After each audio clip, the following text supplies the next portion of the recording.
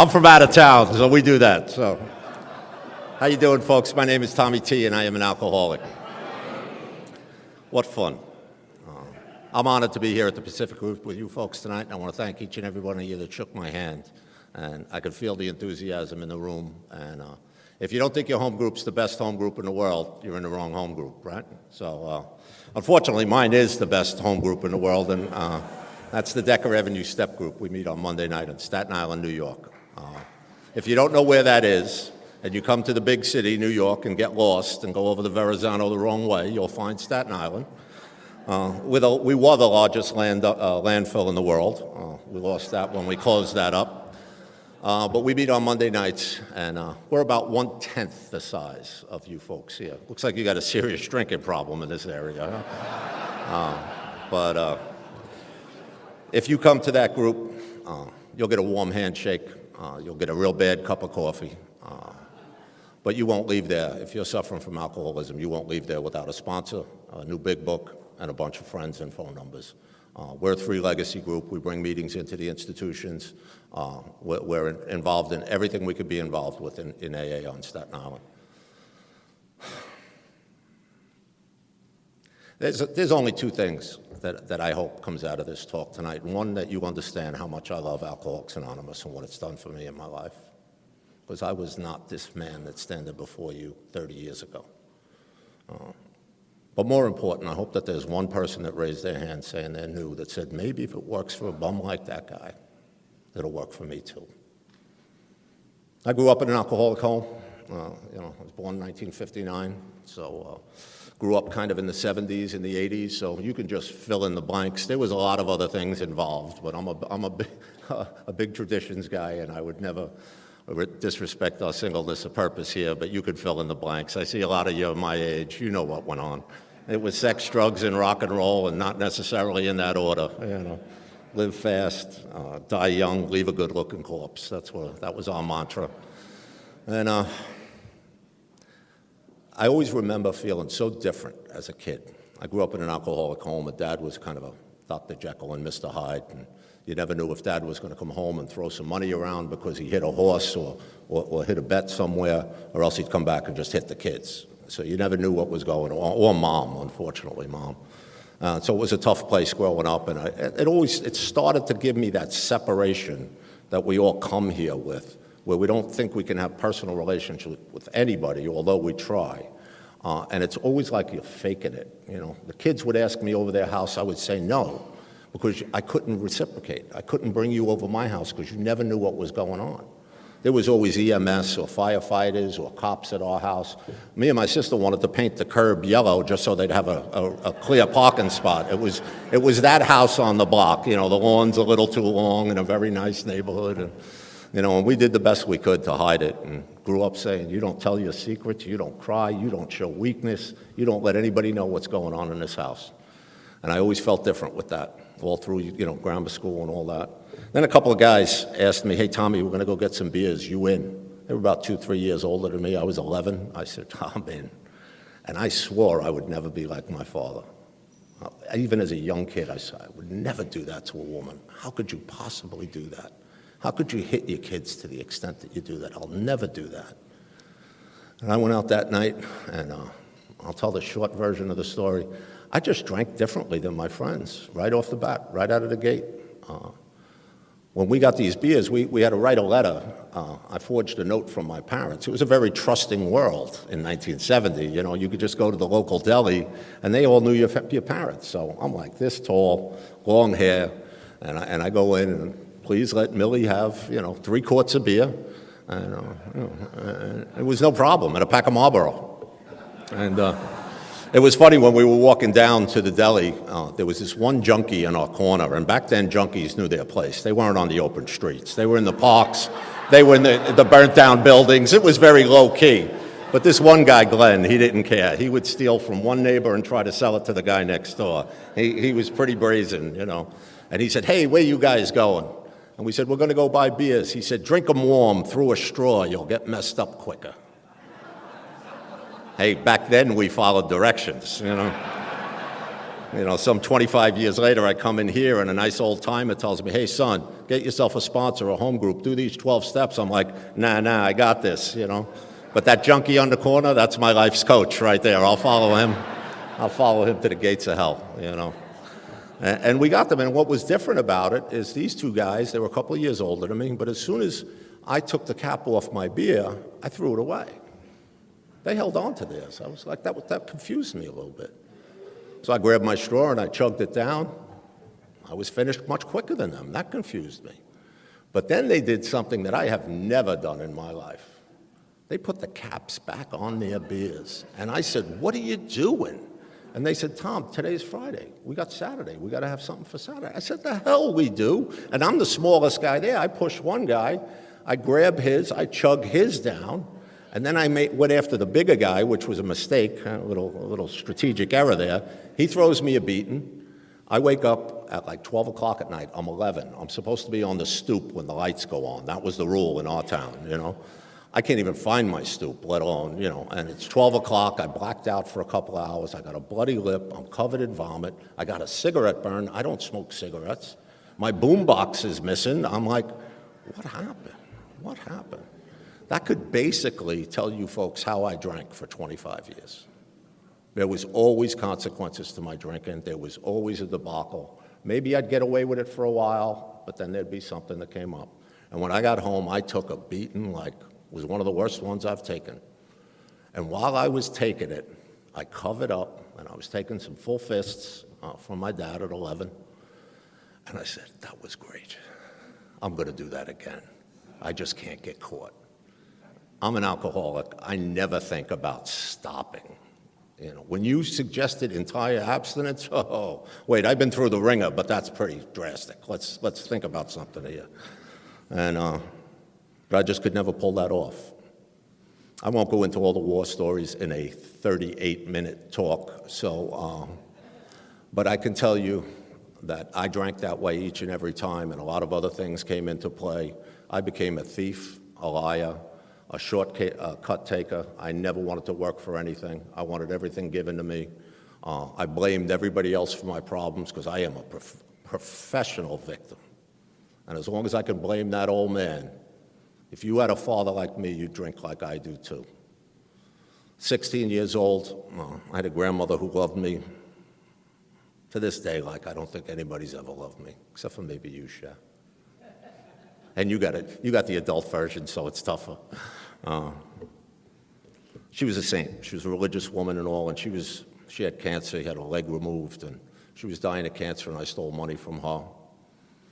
And she asked me, Tom, did you take that money? And I stared her down, and I said, no, Grandma, I love you too much. I would never take that. And she died shortly after that. It's not a big horror story we hear in AA here, what we hear.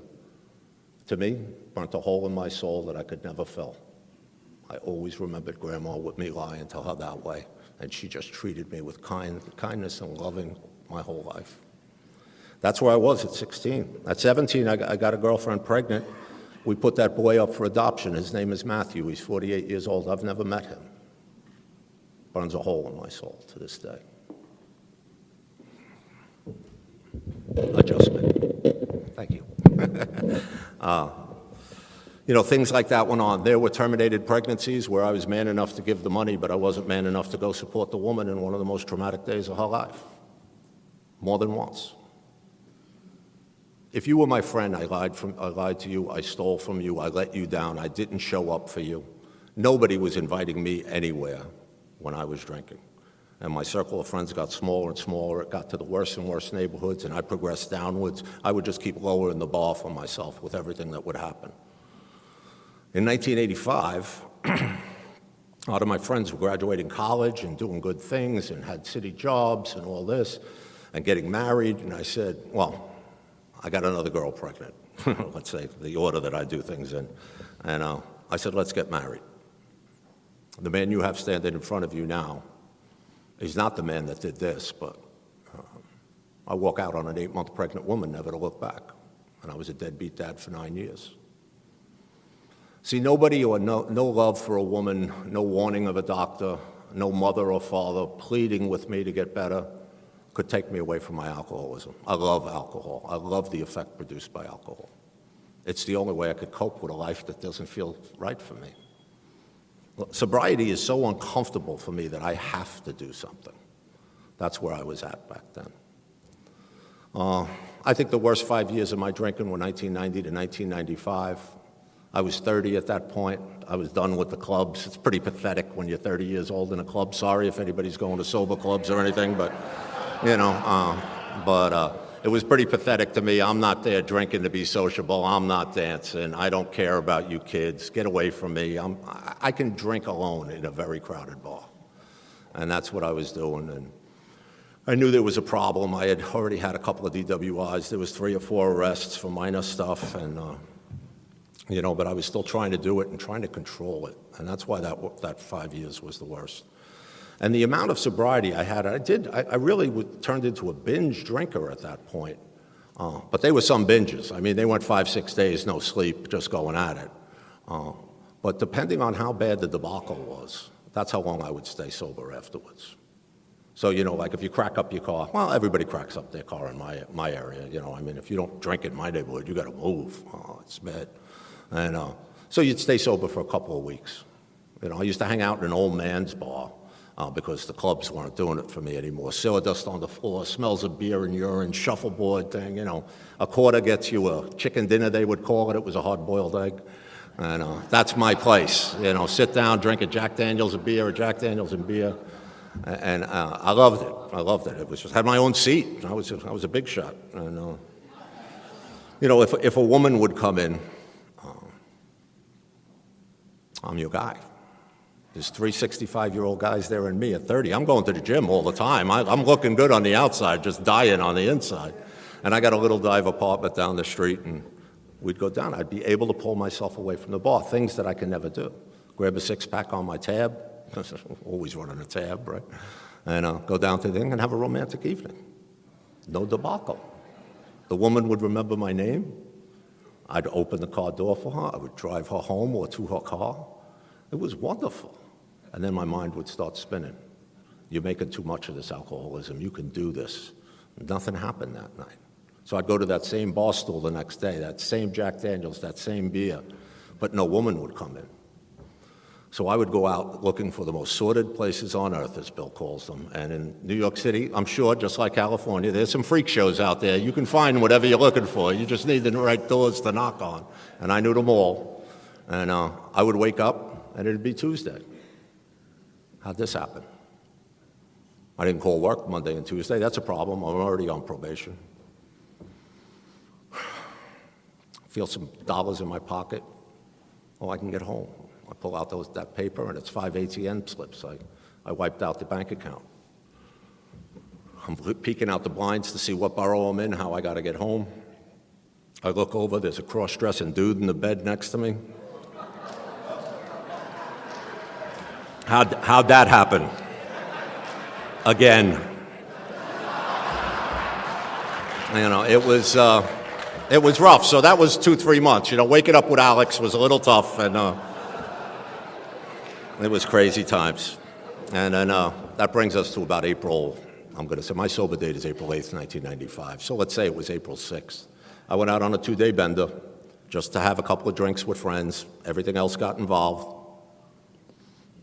I get pulled over by a 21-year-old cop down in a real rough neighborhood on Staten Island.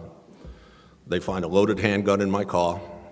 I didn't even remember how I went home to get it because I had trouble in this neighborhood a couple of weeks before, and I was planning on shooting a guy. I had a guy that I picked up in after hours with me next to. He's doing life for murder in a New York City penitentiary right now. They were going to try to put him to death for his crime, but he had mental illness, so they didn't do it. I thought he was a great guy. He was back at my house. This is what happens to me. And we got a couple of minutes, and this guy was just like me, but he kept going. I haven't had a drink since April 8th, 1995. And on one of his runs, one of his binges, just about 2 months later, he broke into his girlfriend's apartment to steal money, which is something I have done. And her high school daughter came home she was cutting out of high school, and he freaked out and stabbed her 27 times. But for the grace of God goes I, because I don't know what I'm doing when I'm like that, but I love getting that way. And I just knew there was so many problems that I have to try to stay sober. See, I could stay sober for a small period of time, to make a court appearance, to make, not amends, to say I'm sorry to somebody else, to let you into my life, get back into their life, get back into their pocketbooks.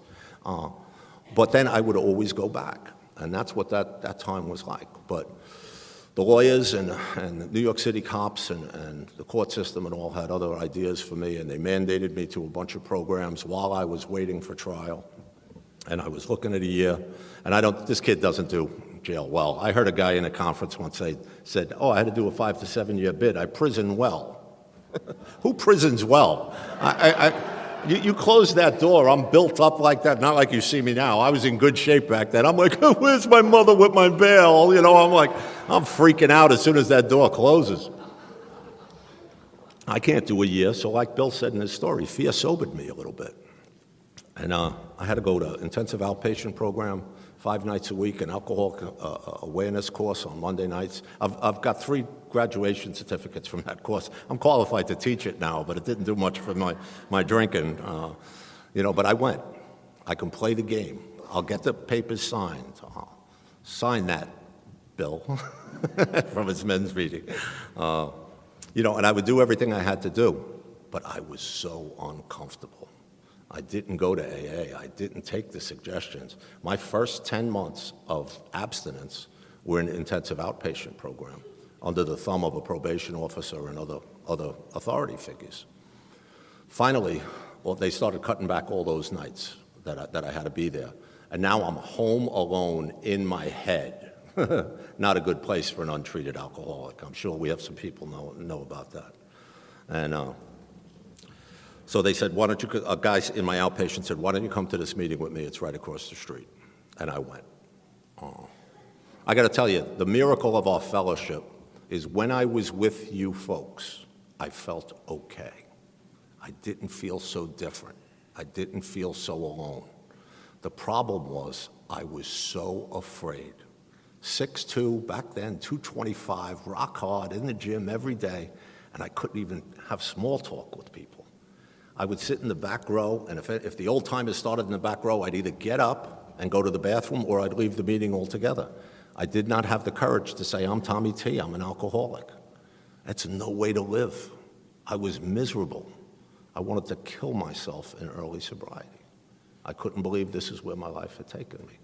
Alcoholics Anonymous. The bottom of the barrel. There's nothing lower than this. But you guys were having fun with it. You weren't just staying sober, you were having fun with it. But back in Staten Island in 1995, it was don't drink and go to meetings.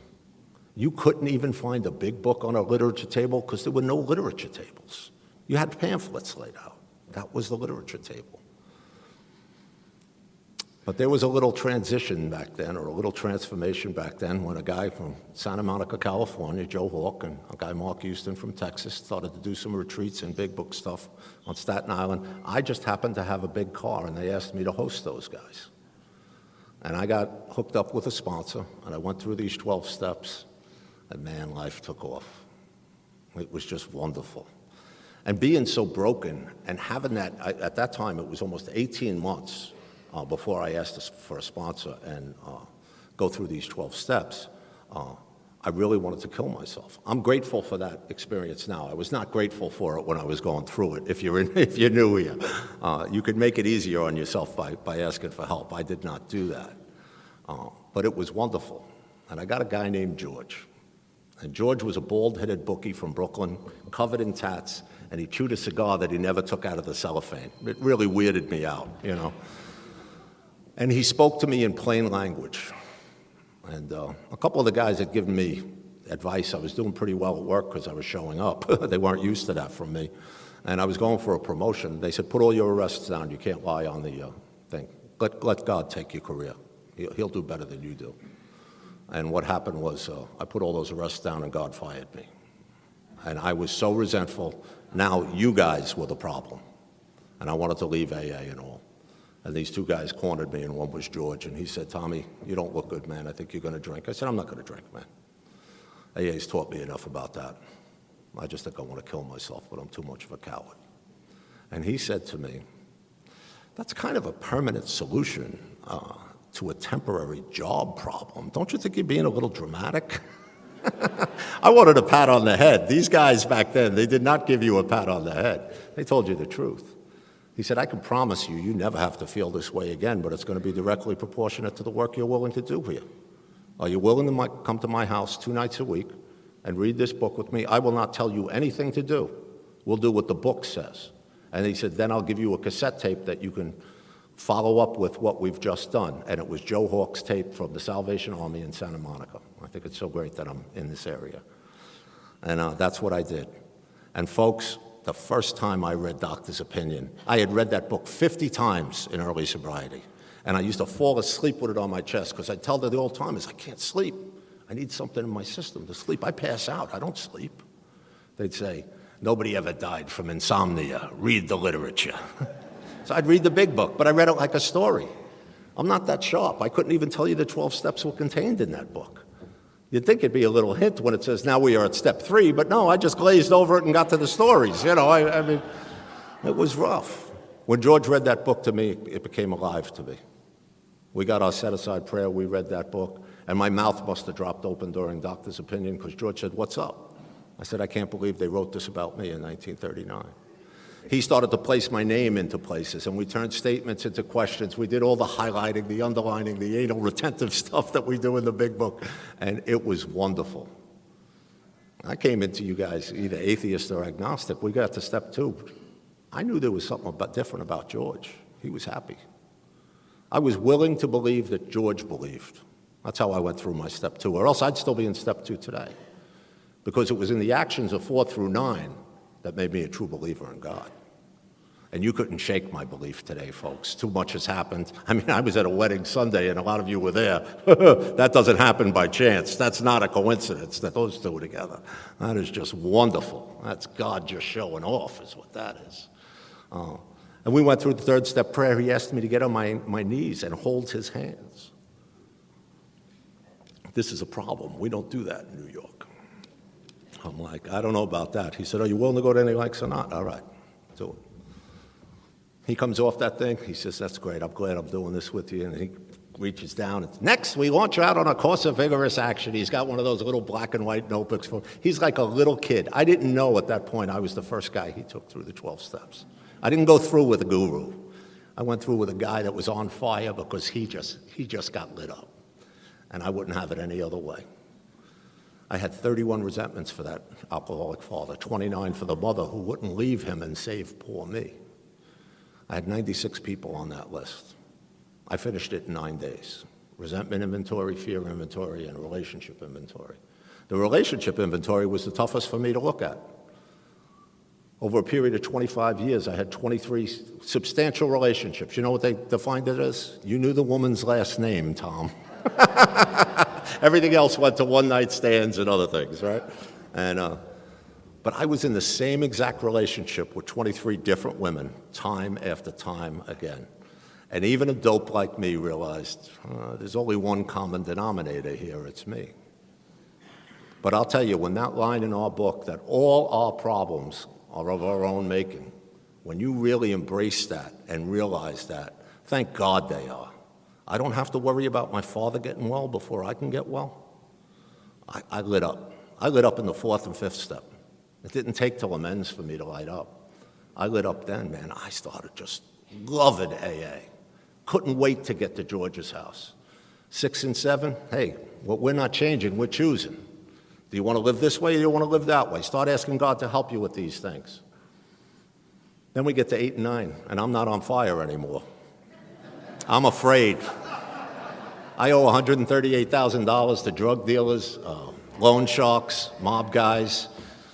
You know, I owed a lot of other money to like institutions, but what are they going to do? Send me a bad letter? Ooh, you know, I got nothing for you to take. I'm living on my mother's couch, you know, but I couldn't get myself out there, and I started ducking George. In 10 days, I wanted to kill myself again. because now I had known the good life a little bit, and I went back to where I was. So I'm standing outside of an AA meeting with my road dogs, and a guy says to me, "Hey, Tommy, I heard you're going through the 12 steps with George. That's great." He says, "I'd love you to speak at St. Mark's Step." I said, "Of course I will, man. I'm good AA. I'll be there." And he says, "Good, we're doing step 9. I said, "Well, Bob, I'm sorry. We'll have to take a rain check. I have an 8-step list, but I haven't made any amends." He patted me on the back. He said, "It's Thursday. You got a few days. Make some amends. Let us know how they turn out." Now, my personal worst fear is that you're not going to like me, you're going to judge me, and I'm not good enough. All three wrapped into one right there. He did it in front of my friends, and my friends said, "Oh, and we'll be there to watch," and so I had to call George, and I called him, and I said, and we had to go home to call at that point, or use a payphone. There were no cell phones. And he picked up, and I said, "George, I am so sorry I haven't seen you or called you in a couple of weeks. I'm just wrapped in fear, but I really need to make some amends." And he said, "Come on over. I've been praying you'd call. I'll put on coffee." Alcoholics Anonymous. I got to use an app to get a haircut nowadays. I got to schedule with my barber, I had heart issues last year. The guy said, "We'll see you in November." November, it's August. I could die 5 times by then. But you call one of us in good standing, and I'm putting on coffee, come on over. We have an unfair advantage here, folks, and it's one that I don't take lightly these days. I will always show up for that guy and do what these men did for me. And we reviewed the directions in Step 9, and it told us to start with our family and tell them how we're living our life now or how we see life now. So I went to my mom. I recommend starting with moms. Moms love you no matter what. I stole thousands and thousands of dollars from my mother. I pushed my mother down when she got in the way of me trying to go out. I used to do the commando crawl in my 20s to steal money out of my mother's purse when she was sick. This is the son I was. I poured it all out on the table to her. We're crying, I'm crying, she's crying. And I said, "Mom, this is what I'm clear on. Is there anything I've left out?" And she said, "Oh, you left out a bunch, son." I'm trained well. I start saying my 3rd and my 7th step prayer, and I said, "Well, please tell me." And my mother went on to say that she was so sorry for the life that I was exposed to, that she was too afraid to leave him, because he had been the only man she'd ever been with. She said, "I knew you were taking that money, son, but if it got you out of this hellhole for even a night, I thought it was worth it."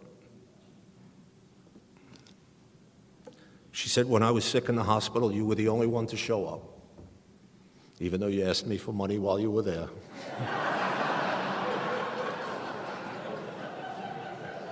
But folks, as she was talking to me, 29 resentments fell from me. I realized what a tortured life my mom had lived. She never made Al-Anon, or else she would have probably left them. But you folks gave me the integrity and the will to show up for her, and I held her hand on her deathbed. Both my parents died in 2006, 35 days away from each other. And men that had been through that before with integrity and dignity in Alcoholics Anonymous walked me through that. At that point, I was sponsoring a nurse. He told me what to do because I had the health care proxy. And I was there for both of those parents. The only place I could find my father to make amends was a bar, because he was getting drunk 3 times a day at that point. They had separated. And I went in and I spoke to him. And I poured my heart out.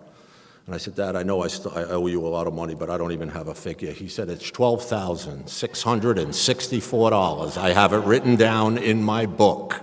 The old guy's always kept a book, And I started to pay him off, and I had a sponsor at that point that told me, "You go down there. You need to establish a relationship with that man. You go every Saturday and sit in that bar with him for an hour. Give him money, under promise and overpay." And I told him I'd give him $100 a week. I tried to give $150. So for almost a year and a half, I went to that bar, and he ripped me up for, "You're not good, you're not doing good in the job, what are you doing here, this and that." One day I go in there, and my father's not there. And the bartender says, "Tommy, hold on a second, I want to talk to you." And I said, "Okay." He said, "Can I buy you a soda?" "Yeah, sure." And he says, listen, I just want to tell you, your father's okay. He had some internal bleeding, nothing big. He's got medication. He went home. He said, but I want to tell you, your father is so proud of you. And I said, it sure doesn't sound like it from what he says to me. He says, I beat him up about that every time when you leave. Give the kid a break, man. He's here every week. Nobody else is coming to see you, you old B, you know. And he said, he is so proud of you. He's bragging about you and AA to everybody in here, and all my customers are getting a little pissed at it. And I entered into a relationship with that man that I thought I would never have. And I held his hand when he died a terrible death of COPD, and every breath was his last for almost 4 hours. I'm so grateful to the men that walked me through that in Alcoholics Anonymous. And I was going down to this meeting. I wanted to make one more amends, and I had a handwritten letter to that grandmother. I did not know where she was buried in the cemetery because I was too embarrassed to go to that. I went to the wake, but I couldn't go to the final resting. And so I parked my car in the section, and I'm walking up and down. I'm looking at the clock. I got to get to this meeting. Folks, at this point, it was all about having one more amend to speak on. I swear, I was not trying to do the right thing. I got to rat myself out. So I'm at the back row, and I said, I got to go. And I walk on a diagonal back to my car, and if my car was me, my grandmother's headstone was right here. I parked right next to it. It was right next to my passenger door in my car. The hair on my neck went up. I just started bawling. I took this note out, and I couldn't even read it. And it was brief. My sponsor was, he was not a real strict guy, and it was just, Grandma, I'm so sorry that you saw the kid that you did when you left this earth. Every day it haunts me what I did to you, and you showed me nothing but kindness and love. But I believe you hear me now, and I'm praying every day, Grandma, and I know that makes you smile. And I'm going to be a better man. I want you to know that, and I'm doing it with you in my heart. My grandmother was my concept of my higher power for my first 5 years in Alcoholics Anonymous. And I don't know what happened that day, folks, but I don't remember walking to my car or driving to that meeting or what I said to that meeting.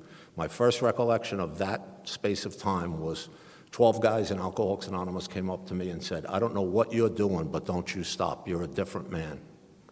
So when I point back to that moment that it talks about in our big book, about that are huge emotional switches and different driving factors in our lives, that was the point. And I never looked back. I went on a tear with my amends. I mean, people were ducking me in AA. It's like, hi, Taraco's making amends. I was just pulling people out of meetings. I was going to old employees, girlfriends, everything. It was a wonderful, wonderful time. And God was with me. And you know what Corny George would do with me when I got really afraid? He'd say, open your car door. Take your school books off the seat. Invite God in with you. Close the door after. You want to put the seatbelt on him? Put the seatbelt on him. And I would do stuff like that. My neighbors must have thought I was crazy or had an invisible friend or something, And it helped me. It helped me. And we're going through it. And he says to me, don't you have to make amends to the Department of Education? And I'm like, well, I'm in the case trying to get my job back, George. I'd like to wait. And he said, and manipulate the outcome and fail, as you always have, or maybe put it in God's hands. All right, I'm going. I go see the Chief Executive Officer of the Division of School Facilities for New York City's school system. And I wait for him, and he comes in, and I said, Jim, Tom Taraco, can I see you for a minute? He says, hey, I got your file on my desk. Come on in. I'm like, why's he got my file on the desk? He sits down. He says, what do you got for me? I said, well, Jimmy, I'm a member of Alcoholics Anonymous. I'm sober almost 2 years, and I'm in doing this step work, and I really owe you and the department an amends. When I was here 6 months ago to tell you about the arrest, I lied to you about everything about my name. He said, really? That's interesting. I said, yeah, it was my gun. They were my drugs. I was driving drunk, and that's my third DWI. But I have this thing called a sponsor, and he tells me I got to tell you everything. So for the last 17 years I've worked here, I've stolen time, I've stolen supplies, I've stolen money from schools, I've had parties in New York City schools, I've slept in New York City schools. And I just went off, I let it all out. And his mouth was just hanging. And then he said to me, that's interesting, Tom. Did you know I'm a deacon? I didn't know what a deacon was, folks, and there was no Google. So I'm just going to try to fake it through this. And I said, no, I didn't know that. And he said, yeah, I do some service upstate in a church. And I said, oh, okay. And he said, I know it took a lot to come in here and do this today. He says, we don't find God because things are good. I quit drinking a few years back through the Catholic Church, so I know what it is. He said, you get your job back, you come back here, and I'll tell you what did. I only have a couple of minutes left, and I just wanted to let you know that not only did I get that job back with back pay a few months later, I retired with 27 years in management, with that 17 years in the unions back in the day, this June, and my wife and I have been just traveling ever since. I'm living a life today that I could not believe that I have friends on the West Coast. I came here in '94. I wanted to fight all of you when I was drinking. It's a whole different experience this time out. That woman that I ran out on, my son's 10 years sober. He's 39 years old, and we're best friends. Those women that I hurt, I fell in love in Alcoholics Anonymous with my best friend, and she's sitting in the first row 18 years ago, and it's getting better every day. I love you more than I did that day, and you know I loved you good back then. I could never pay back to Alcoholics Anonymous what you folks have given me and the man that you've met that stands before you today. I have 4 beautiful children today. Cheryl came to the marriage with 3. They all call me Dad. I get some of the best cards you'd ever want to read. And I cry like a little baby. I don't know, this is only happening in my 60s, folks. All of a sudden, all these tears start coming, and I can't shut them down. I got 3 beautiful grandkids. How does this happen? My wife and I do prayers of gratitude, and we say, how did this happen? It happens because we trust God, we clean house, and we do service. It's just real simple. We just complicate the hell out of it. So when I go back to my home group, I will talk with the guys. I will flirt with the little girls, but they all look at me as a father figure now. It's not really a good role for me. But my eyes will be on that door, looking for the man and woman that came in that I know, because they're looking down. They can't hold that cup of coffee, and they think this is the end of the earth. This is not the end of the earth. This is a doorway to heaven, and that's what I've found here with you folks. Thanks so much for having me.